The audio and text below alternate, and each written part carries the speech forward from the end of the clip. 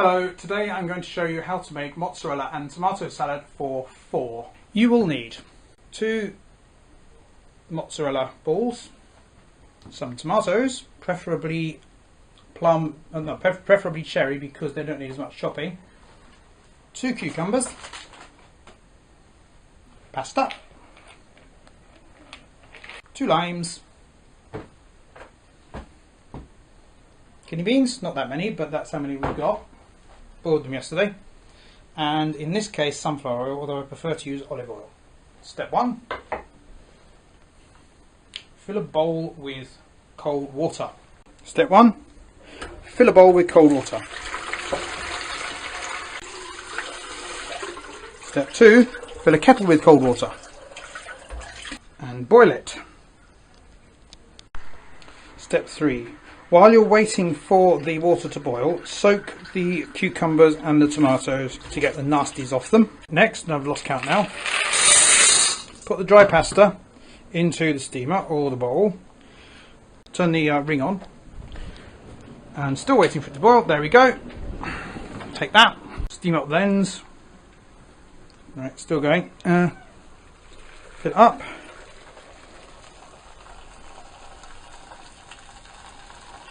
Boiling the water first speeds up the process. Stick it on top of there, cover it in a lid. If you have just boiled the kidney beans, cool them down by dumping them in the cold water. Then, the pasta will take about 10 minutes, and I ought to have covered it and I haven't. Top and tail the cucumbers.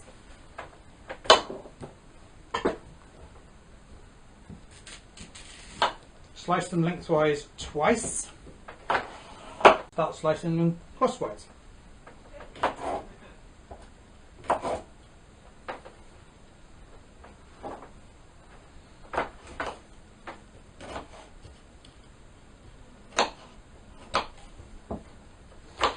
Do them as many times as you can with them next to each other, the longitudinal slices, because that way it's quicker to slice them. So start throwing them in the bowl.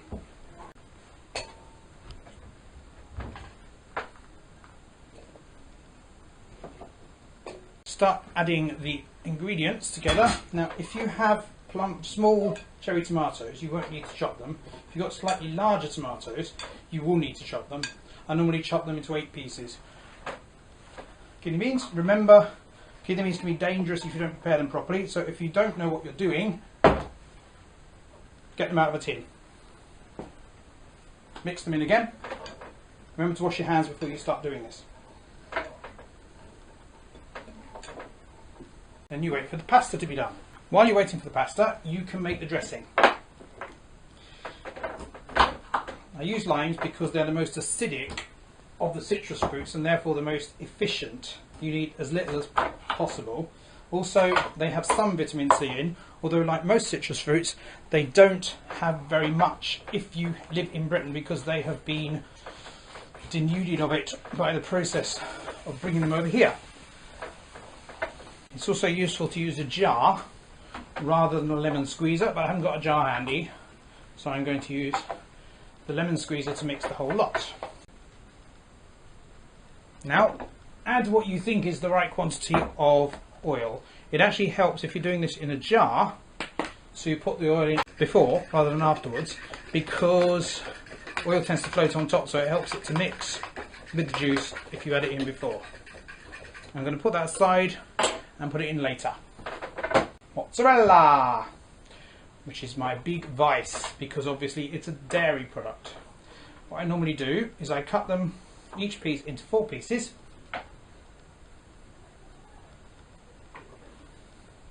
Then cut each of those pieces into 4 pieces.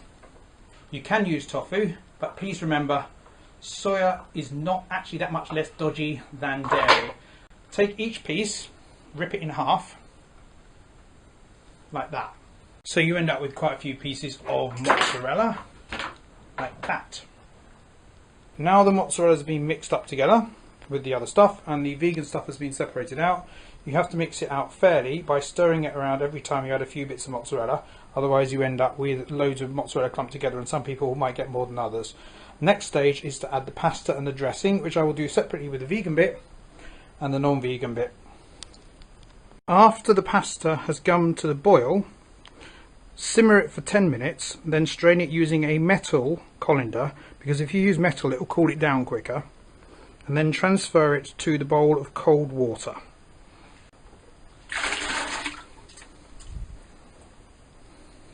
Then empty out the bowl of cold water until the pasta is about to fall out, like that. Some of it fell out. Fill it up again with cold water. While it's in there, give it a stir to give it a chance to mix together with the cold, and keep doing this until you've got nice cold pasta. While you're waiting for the pasta to cool down, stick the rest of the salad in the fridge to give it a chance to chill. Ideally, stick it in the freezer and just leave it for a short while. But if you haven't got time to do that, if you haven't got room in your freezer, stick it in the fridge. Once the pasta's cold, or while it's cooling, break up any bits that are stuck together so you don't get massive lumps of congealed pasta in your salad. When you're done with that, strain it again.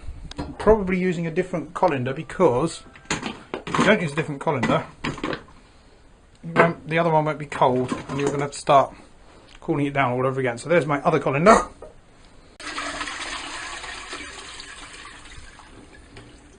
Proceed to add the pasta to the rest of the salad and mix it together. And finally, add the dressing, drizzle it around as much as you can in a sort of spiral pattern so that as much of it is coated with the dressing as possible. Give it another bit of a stir and you're done.